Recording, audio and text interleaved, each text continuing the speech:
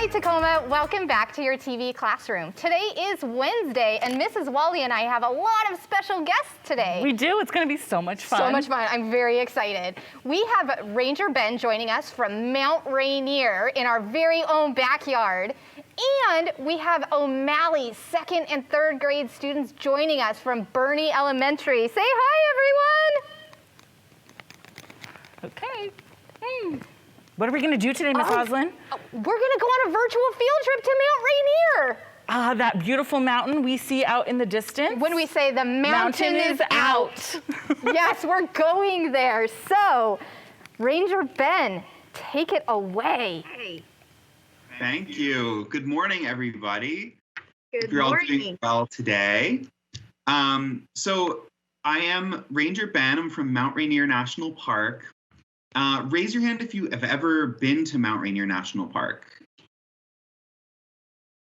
Okay, a few of you. Raise your hand if you've ever seen Mount Rainier National Park. Or seen Mount Rainier.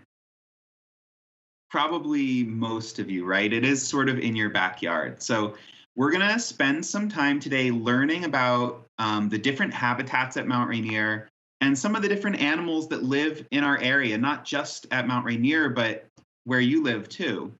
So I'm just gonna share my screen. Give me a thumbs up when you can see it.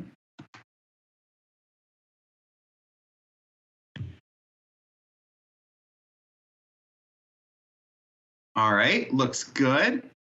And if you all have questions, we will have a question and answer session at the end. But we'll also I'll ask you some questions throughout the program. So this is Mount Rainier. This is the summit as seen from Paradise. And this is where I work. So I have a pretty fun job. Mount Rainier is, as you know, in Western Washington, so very close to Tacoma. And it's a really, really special place. It's an active volcano. It's the tallest mountain on the West Coast. Out of all of the Cascade volcanoes that go from Washington all the way down to California, it's also one of the snowiest places on Earth. And all of that snow, and just how big the mountain is, creates a lot of different habitats for animals to live in. So we'll talk a little bit more about that in a bit. But first, I want to ask you all a question. What is something that's really special to you? So something that is really important to you that you maybe couldn't live without.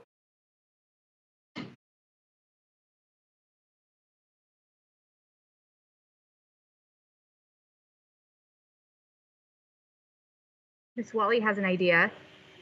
My mouth, because I need it to eat. Okay. Definitely. It would be hard to live without a mouth. Yep, that's special. I would say my house. Your house, yeah, definitely. It's like a nice, comfortable place to be. You can get out of the rain, relax. Maybe Miss O'Malley's kids have an idea. Yeah. I can't see everyone's screen, unfortunately. So if there are no hands, that's fine. But if you see anybody, feel free to call on them. Oh, I see one. I see some hands.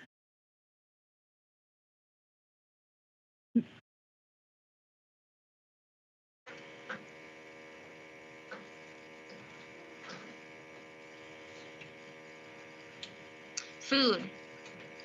Food. Food.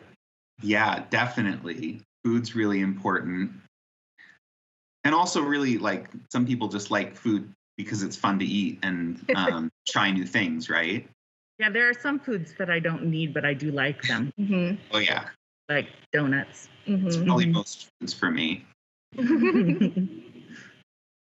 All right. And did we have more hands or should we keep moving here? Let's keep moving. Okay. So I asked that question and maybe you have something in your head and you didn't feel like sharing, and that's okay. Because as people, we all have things that are really important to us. And national parks are places that are really important to us as a country. So they're public lands that have been set aside and protected. That means that you can't build a house on it, probably. You can't come in and cut down trees or bother the animals. It's a place where nature is preserved in a way that people can enjoy it, but it'll still stay beautiful and healthy for the future generations. So these are places that we all own. So believe it or not, you all own Mount Rainier, and you also own Yellowstone National Park and the Grand Canyon. Really cool things to be able to say, right? And so national parks are all over the country. They can look like a lot of different things, but they all use this symbol that you see on the screen. So taking a look at this symbol, what do you notice on it? What are maybe a couple things we see on the symbol here? I wonder if Miss O'Malley has some students Yeah. who, I see some hands raised.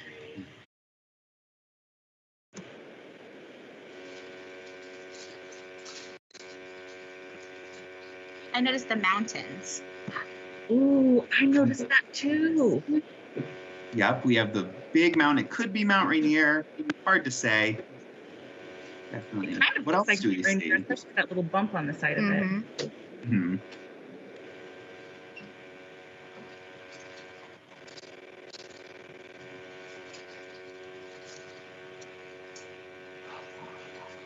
Friends, do you see anything else that you've noticed?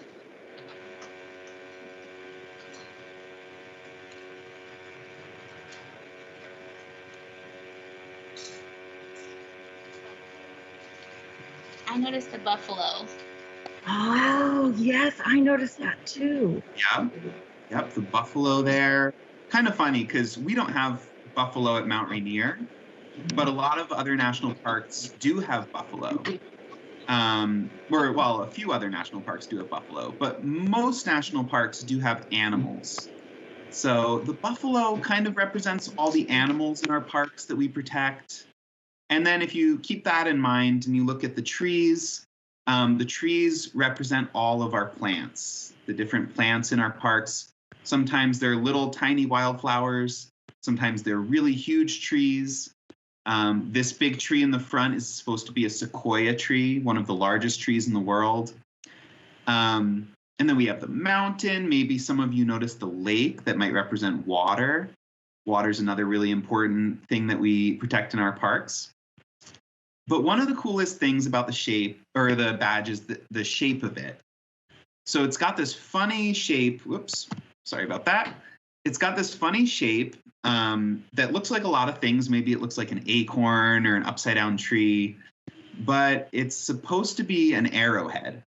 So arrowheads are rocks that have been chipped away at and turned into tools, like the tip of an arrow, for instance. And these are things that are left behind by Native American groups.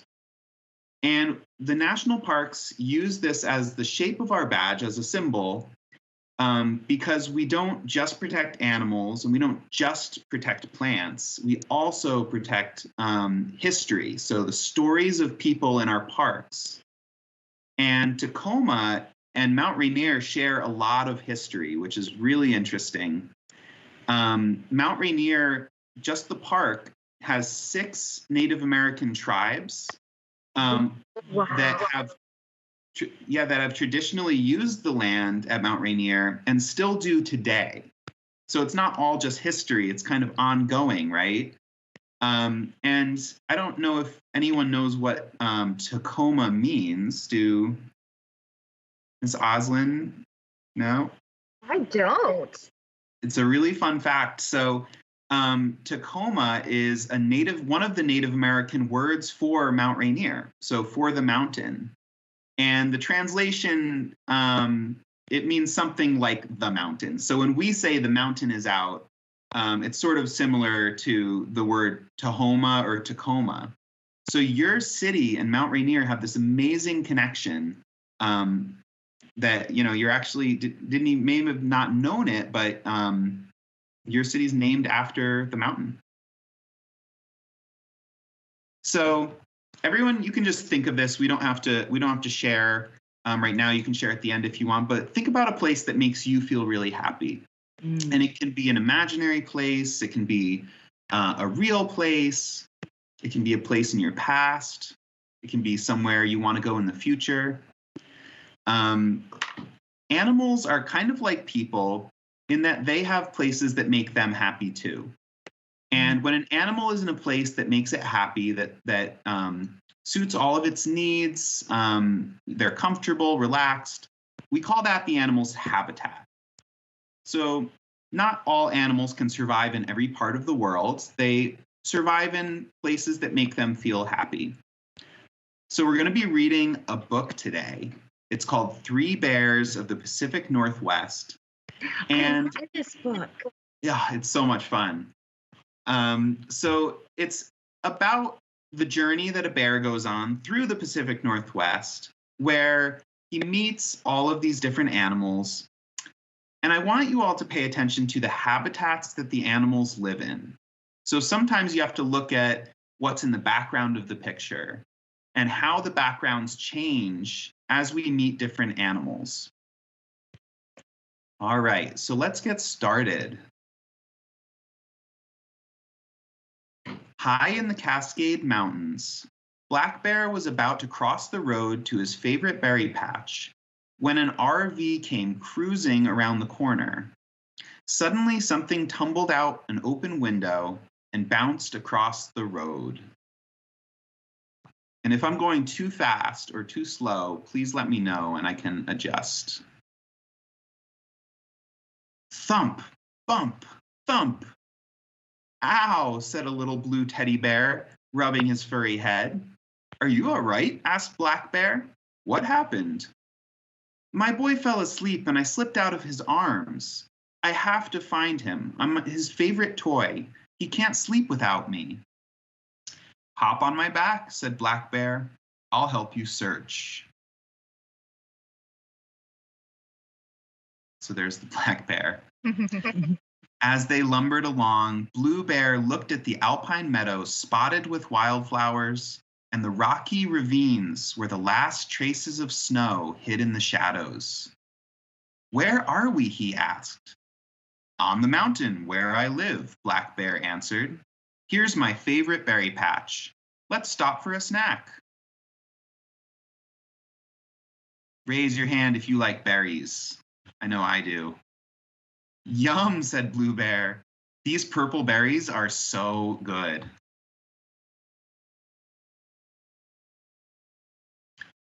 After eating their fill, the 2 bears moved on. As they traveled, Blue Bear saw things he'd never seen before. What's that buzzy thing on the branch? That's the beehive where I get honey, Black Bear replied. What's that hairy thing with horns? That's an elk with antlers. I saw some elk driving to work this morning. And they have small antlers right now, but later they'll be much bigger. What's that black and white striped thing, said Blue Bear. Can I pet it? Probably not, right? No, that'd be very smelly. Look out, yelled Black Bear. That's a skunk. P.U., shouted Blue Bear. Holding their noses, the 2 bears hurried on.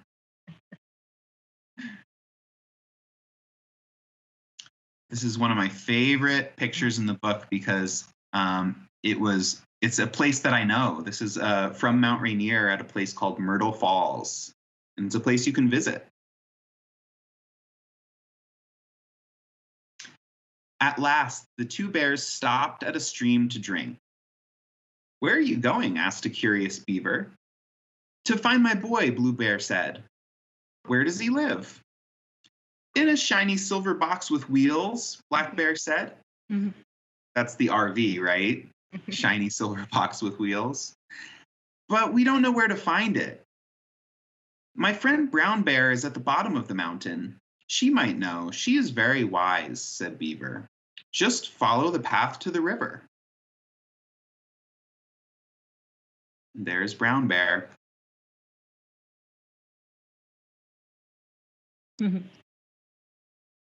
Black Bear and Blue Bear thanked Beaver and took the path through the trees until they came to a racing river. Hello, said Brown Bear. Where are you going? To find my boy, said Blue Bear. I'm his favorite toy. He can't sleep without me. Can you help us? I'd be happy to. Let's follow the river, said Brown Bear. Wow, and look at how the habitat in the background has changed now. So the three bears set off following the twists and turns of the river until it spilled into the water that tasted like salt. Overhead, seagulls circled as blue heron waded in the water hunting for fish. And if you didn't hear before, the bird at the bottom of the screen, that's a great blue heron. And they like to walk around in the shallow water hunting for fish.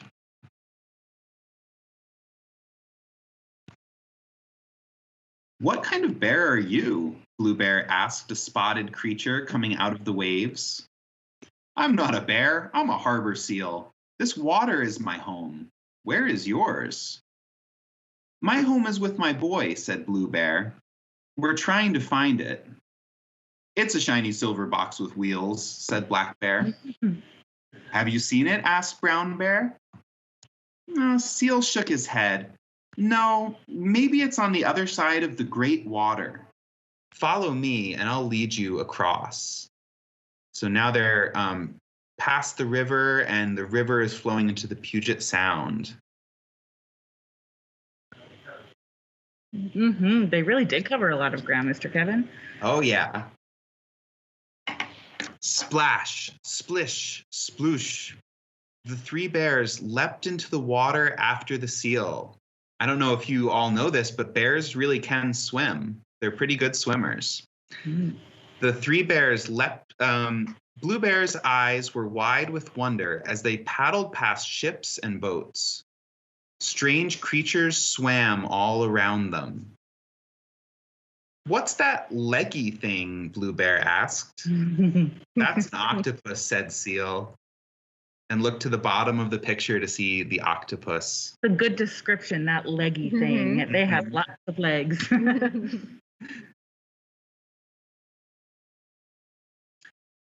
Are those big black and white things sea skunks?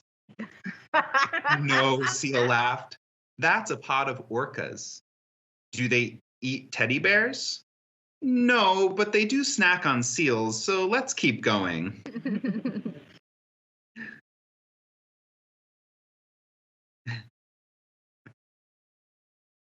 They'd nearly reached shore when Blue Bear gasped, "Wowee! What's that? It's as big as a house." Seal smiled.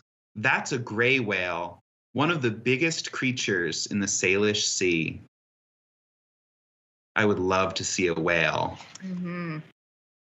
I've seen whales. They're beautiful in person. A big humpback whale. Did you see it around here? No, I was in Hawaii and we were on a boat and it swam right next to our boat. We were trying to stay away from it and it breached about 20 feet from our boat. Oh, wow. It was really incredible. Wow. Yeah, sometimes they just want to come say hello, right? The three bears thanked Seal before climbing to the shore and continuing on their journey.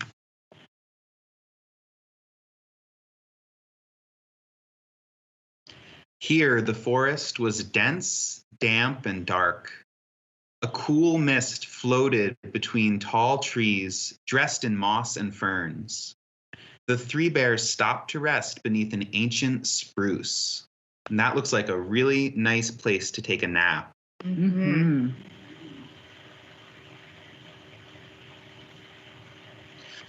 Whoosh! Down swooped a bald eagle. She looked at the travelers with her bright yellow eyes. Where are you going? Asked Eagle. To find Blue Bear's boy, Brown Bear said. Where does he live? In a shiny silver box with wheels, Black Bear replied. Can you help us look? Asked Blue Bear hopefully. We have to hurry. I need to find him before bedtime.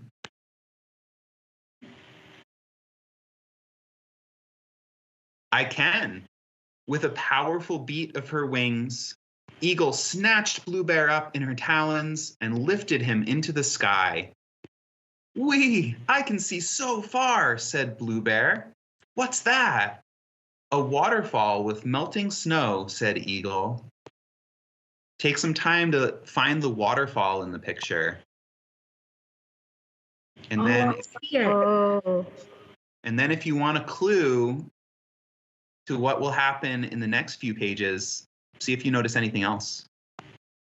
I see it.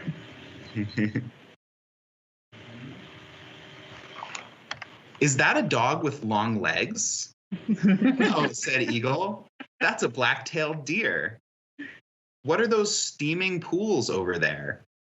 "Hot springs where heated water comes bubbling out of the earth." "And that?" asked Blue Bear. He pointed to a meadow dotted with colorful shapes. Eagle circled low.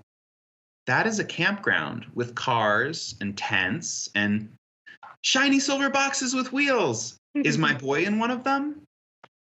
"Maybe so, but there are too many people for me to land there." Eagle circled wide and returned Blue Bear to his friends.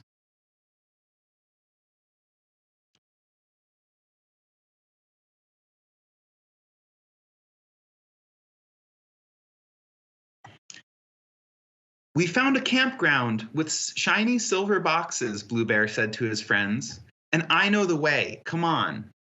The three bears thanked Eagle and traveled around the waterfall and past the deer until they came to a campground near the hot springs. "Which silver box is yours?" Brown Bear asked. I don't know," said Blue Bear, "but I have to find my boy soon. The sun is setting." On quiet paws, they crept along past tents, campfires, and lots of shiny silver boxes. They peeked inside one RV after another and saw moms, dads, grandmas, grandpas, and lots of children. They did not find what they were looking for. Imagine being in a tent and seeing those bears walk by you. Might be kind of scary. That happens up by my cabin that my family has by Lake Wenatchee. The bears sometimes go through the campground. Oh, no. Yep. "Oh no," sighed Blue Bear as the sun sank like an orange ball behind the Olympic Mountains. "My boy's not here. Maybe I'll never find him." As stars filled the sky, Blue Bear heard something that made his ears stand up. It was a familiar cry. "My boy, is he in there?" he said, pointing to a paw to an RV parked behind a tree. "Let's go see."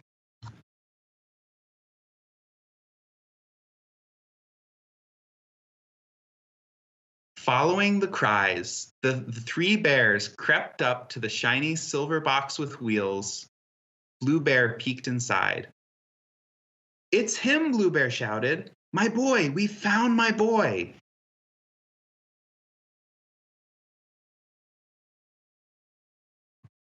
Brown Bear and Black Bear slipped Blue Bear back into the arms of his boy. With a squeal of delight, the boy hugged his teddy bear tight. And there's Black Bear just kind of peeking through the window. Blue Bear waved goodbye to his friends. "Thank you for bringing me home," he said, "and thank you for showing me your world."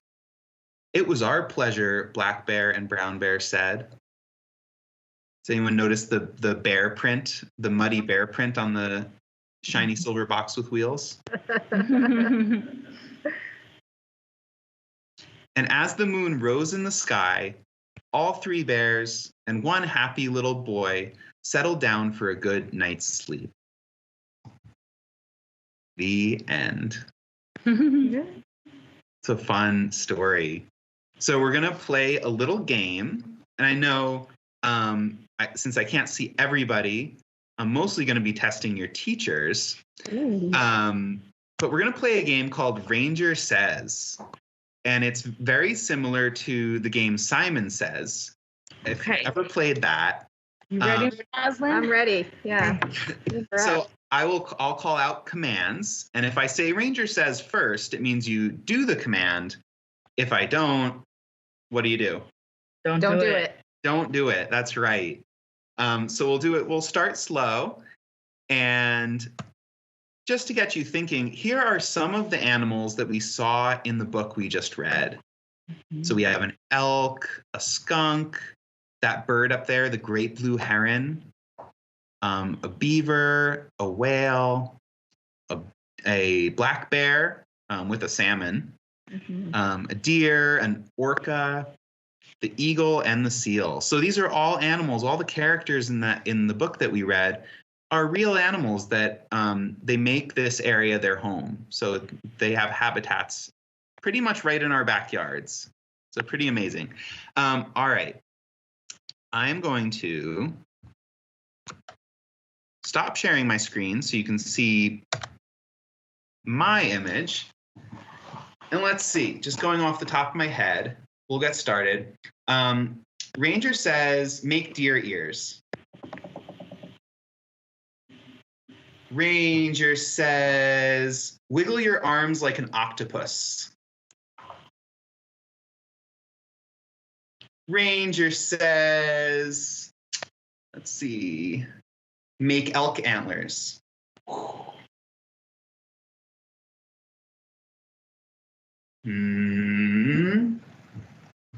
Chew a log like a beaver. Did I fool anybody?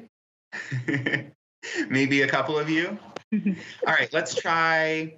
Ranger says, stand on one leg like a great blue heron.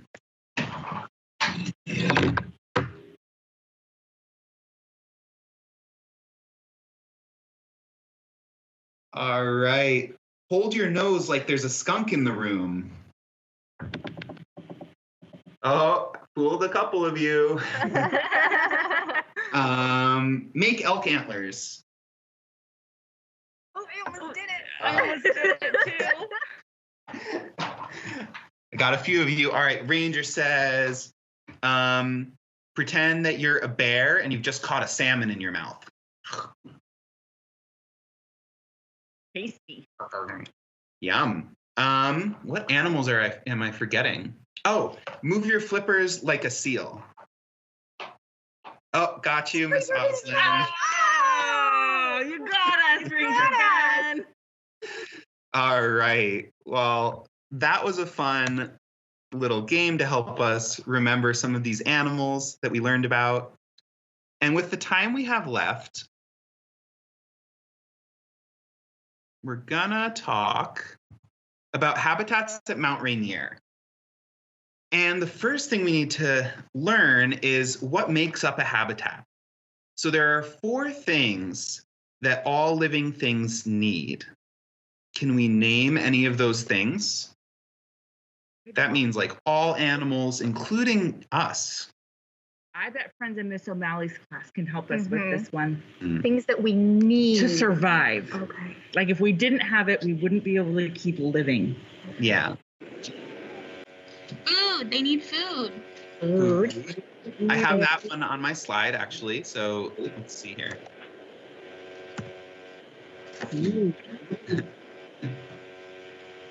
Water. Water. All right, there's 2 more I have. Air. I didn't include air. Air is definitely one of them though. What else?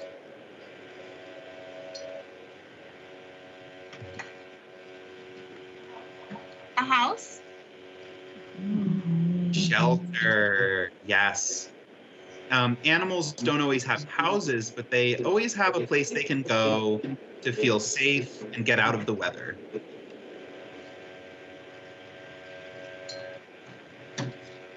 I'm wondering which one. I was thinking air. They need to sleep.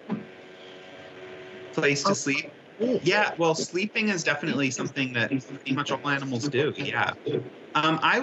So there are different ways to answer this question, but the last one I had was space. Oh, yes. Means space to move around, to look for food, space to play, which, maybe you could put air in with space, right? Yeah, space to breathe. Yeah, space to breathe. Absolutely. And so at Mount Rainier, knowing that we need food, water, shelter, and space, we have 3 different habitats that we talk about at Mount Rainier. And they change depending on how high up on the mountain you are. So low on the mountain, where it rains a lot, it doesn't really snow very much. Just for one moment. And O'Malley, can you mute? Please. Thank you.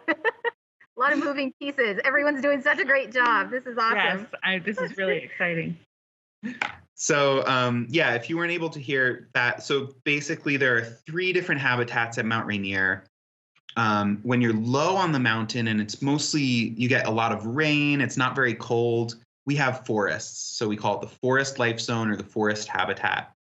But if you were to hike up the mountain and get higher and higher and higher up, you'd start to see less trees, and these big open meadows. And we call this the sub-alpine life zone. You can also just call it the meadows if you want. But it's higher up on the mountain where it gets really, really snowy in the winter. And in the summer, it will be open and flowery and beautiful. So if any of you have visited Mount Rainier in July or August, you may have seen the flowers. People come from all over the world to see them. And finally, there's a 3rd habitat that some animals live in, but not too many. And this is called the Alpine life zone. It's much higher up, so there aren't many plants. It's going to be mostly rock and ice. So a really tough place for animals to live, but some do make it work. I'm making a connection right now. I have a fun fact about Mr. Wally. What? Mr. Wally has climbed all the way to the top of Mount Rainier. No way.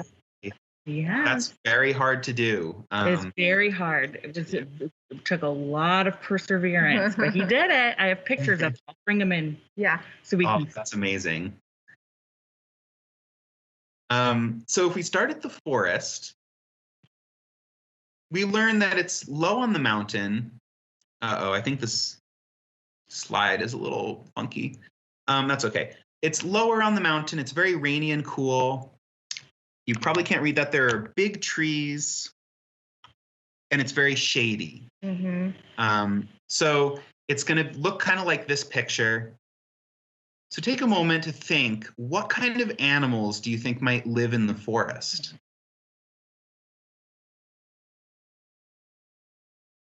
And it's okay to just guess.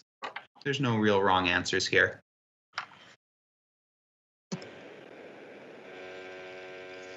Bears.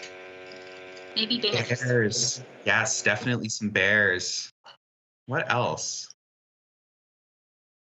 Skunks. Mm. Maybe You. deer. Mm-hmm. Deer. Yep. Maybe a lion. Ooh, we don't have lions with the big manes around their necks, but we do have mountain lions. Mm-hmm. And they're very similar. They're really, really big cats, but not the kind of cat you would want to pet. So let's find out. Here are just a few more animals that we have. We already mentioned the bear. We also have squirrels. This is called a Douglas squirrel. We have things like banana slugs. So sometimes animals can be very small and they can be insects. Banana slug is a mollusk, almost like a snail. It's kind of similar. And we also have this owl. It's called the northern spotted owl. It's a very, very rare bird. There aren't many left because they need really, really big trees to nest in to survive. And we don't have as many big trees as we used to in Washington. So Mount Rainier is one place where there are still enough big trees that the spotted owl can be happy. So their habitat is protected in the park. Sounds like national parks are really important to help protect our animals. Definitely. And there are also places where we can have fun and see some of those animals.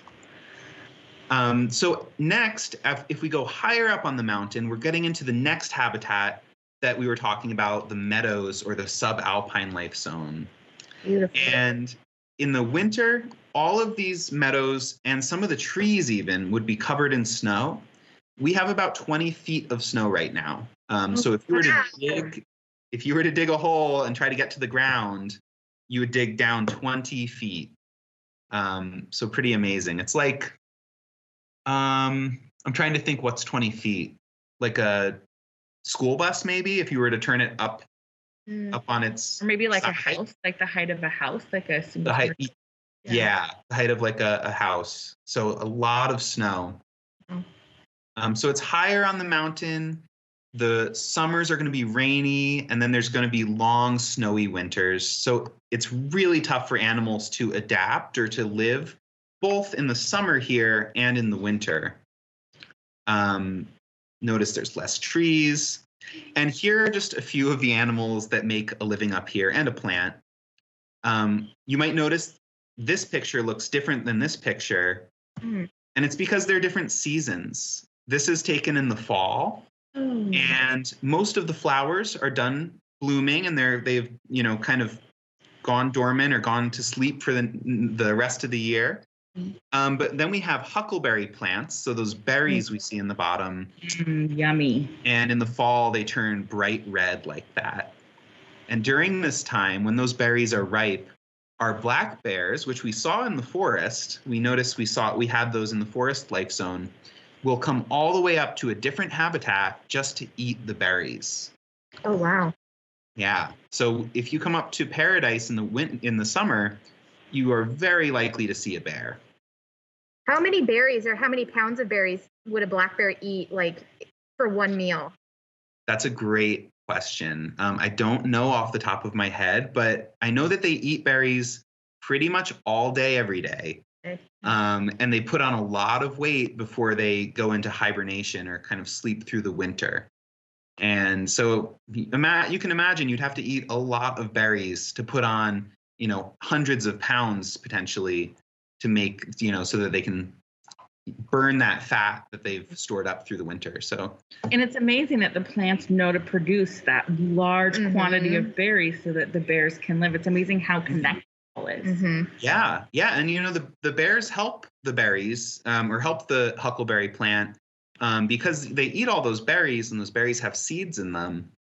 And so this is kind of gross, but when the bear walks somewhere else and then poops, those berry seeds will be on the ground and they'll grow into new plants. So they kind of depend on each other. Yeah. We also have the snowshoe hare in the winter, that rabbit up top. Their fur will actually change color depending on the season. So in the summer, their fur is brown, which looks like rocks and sticks and dirt, so they can blend in. We call that camouflage. And in the winter, their fur will turn white, so it looks kind of like the snow, and they're really hard to spot. Pretty amazing. All right, there's one more habitat that I'm going to show you, and then I'll ask you one more question, and then it's going to be your turn to ask questions if you have any. So we have the Alpine life zone finally, and that's the hardest part of the mountain to climb. It's mostly rocky and icy, and there aren't too many animals that live on it because there isn't a lot of shade, so there's not much shelter. So in the summer, it's way too sunny. You can't really get out of it. And in the winter, it's windy and cold. And the ground, there's not much place for plants to grow. So, it's not going to be, there won't be trees and tons of flowers. It's going to be mostly just rock and ice. But some animals do survive on it. and just take a look at these amazing creatures. We have mountain goats, which will climb so high up. Sometimes they go places that people wouldn't dare to go, because they're just so good at balancing, gripping these like little rocky edges.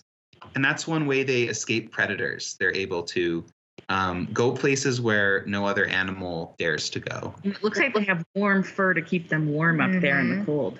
Absolutely, yeah. That's another, we call these adaptations, things that make animals good at surviving in their habitats. So that fur, it's just like when we put on a coat, right? And then that adorable little creature is called a pika. Pika are a type of rabbit, believe it or not. Oh.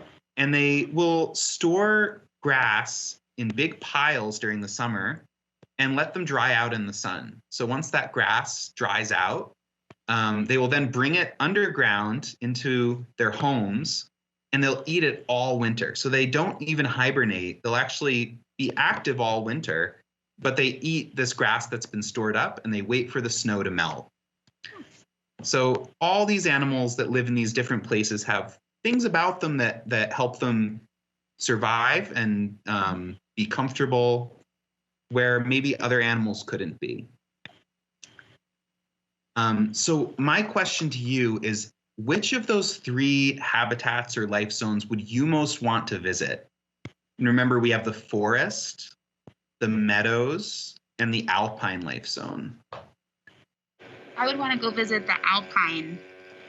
The alpine life zone. It's definitely an amazing place, and people come to the mountain every year to visit it, but you have to definitely be very prepared. I would definitely want to see the flowers in the meadow. And I want to be in the forest so I can like look under everything and find all the little creatures. Yeah, so many things to discover in the forest. I really like the subalpine too, the meadows, just because they're so different every time of year that you visit. It looks like a whole new place. Well, thank you all. This was so much fun, and I hope that you learned something new today about habitats and the animals at Mount Rainier. I'm wondering if you all have any questions about anything, about the mountain, about park rangers, about animals. I'd love to hear from you all. I know that the mountain just had its birthday. How old is Mount Rainier? Mount Rainier, it became a national park in 1899. So that means that I think it was on Tuesday, right? So we are 122 years old. The mountain itself is much older though, right? Just the Oh. national park is 122 years old. So much older. Yeah, it's only been a national park for a little while. Before that, people had been living near the mountain and traveling to the mountain for at least 8,500 years. Wow. Probably a little longer even than that. And the mountain was formed over 500,000 years ago. Wow. So for the mountain's life, humans have only been present for about this much, and it's only been a national park for about that much. So you said that Mount Rainier is an active volcano. Do we need to worry about that? I don't think we need to worry because we have scientists that study the mountain and are able to tell us if there's activity going on that might lead to an eruption. So Mount Rainier has erupted thousands of times in the past, but it hasn't erupted for a long time, over 1,000 years since the last major eruption. It might not erupt in our lifetimes, but it could. But since we have these scientists that are keeping track of changes in the mountain, they measure things like earthquakes and gases coming out of the mountain, we should have at least a month or so of notice before the mountain does erupt. So plenty of time to make sure everybody is safe.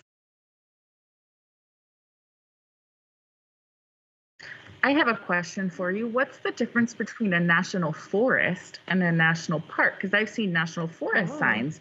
So I'm curious what the difference is between the two. Great question. So there are many different kinds of public land, and different types of public land will be used for different things.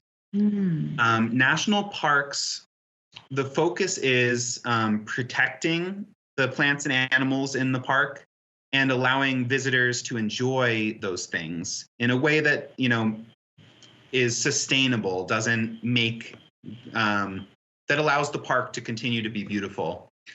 National forests allow people to do different things in them. So you may be able to, in some cases, cut down a tree for firewood. You might be able to drive a motorcycle through on the trails. There just may be different things that you're able to do that maybe wouldn't be okay in a national park. That makes sense. Yeah, it's all a little bit confusing sometimes, but yeah, there are just always different. We use land in a lot of different ways. Yes. Oh, Mr. Kevin, that's a great question. question is, how do you become a park ranger? Well, there are a lot of different kinds of park rangers. Some park rangers are scientists. Some park rangers are really good at math and computers. Some park rangers are really good with talking to people. So you can be a park ranger and do whatever your talent or passion is. So I would recommend that if you're interested in working at the national parks, find what you're passionate about and work really hard and develop your skills. And by the time you're ready for a national park job, you will have the skills and experience necessary. Do our students have any other questions while we have Ranger Ben? Can a park ranger sing and do music? Yes, definitely. I don't know if there are park rangers that play music for their whole job, but if you are somebody who likes to give programs to people to teach them about the park, sometimes rangers will sing and play music to help teach people in different ways about the parks.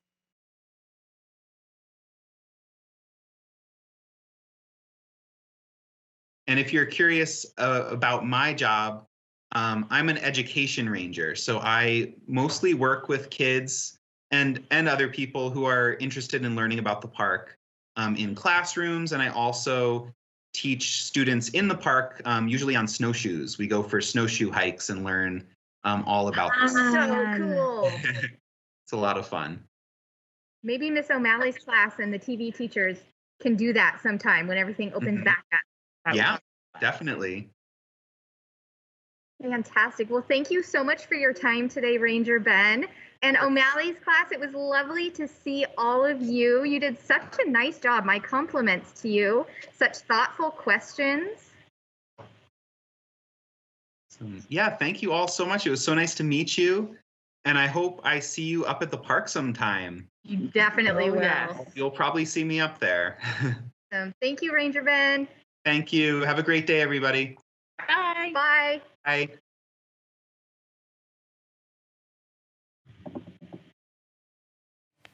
Wow. That was so neat. That was so fun. I learned so much. I did too. Our affirmation. How do we? Oh, Do you have one? I do. You have an affirmation? I do. I have an affirmation Okay. as a way for us to end this amazing virtual field trip. I think our affirmation should be, I can be curious. Because I have so many questions. I have so much I want to learn I now. do too. My brain is just going with all these different ideas. Yeah. Okay, so Okay. everyone, let's take a deep breath and say, I can be curious. I can be curious. Excellent job today. I hope you have a fantastic rest of your day, and we look forward to seeing you back here next time in our TV classroom. Bye, Tacoma. Bye.